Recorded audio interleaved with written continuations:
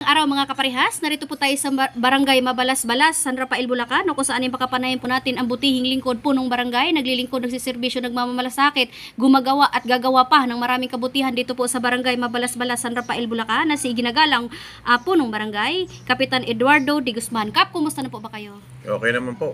Ayos naman. Okay, Kap, may tanong ko lang po, kumusta na po ba sa ngayon ang ating barangay regarding for the 100 days po? Malapit na kaming mag-barangay assembly at 24.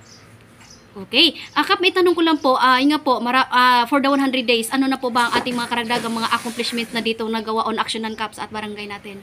Yung barangay hall namin, napabago na namin lahat. Saka street light. Saka yung mga sasakyan, mga pagawain namin dyan, cover court, daycare center, na-renovate na namin lahat, pati mga bakod.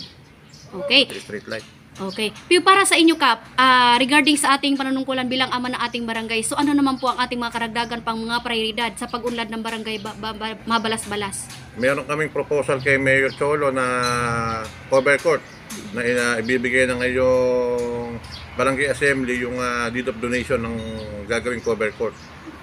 Saka itong kalsada na to, may budget na to na 15 million approved na. Okay.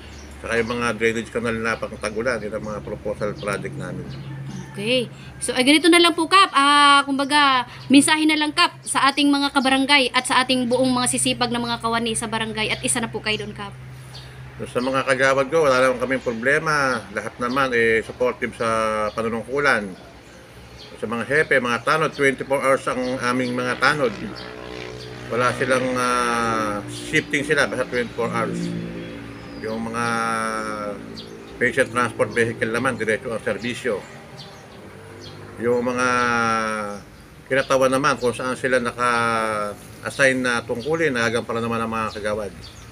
Yung mga BHW, mother leader, okay naman. Wala naman kami problema sa barangay. Okay, yan po ang mensahe ng ating butihing lingkod po ng barangay dito po sa Barangay Mabalas-Balas, San Rafael, Bulacan. Na ayon nga po kay Kap ay walang problema ang aming barangay. Okay, magandang araw po mga parehas mula po dito sa Barangay Mabalas-Balas, San Rafael, Bulacan. Lay Castro po ng Parehas News. Ingat-ingat po kay Kap in your family. God bless us all. Thank you. Mabuhay po kay Kap at ang buong sanggunian ng Barangay Mabalas-Balas. Okay, salamat.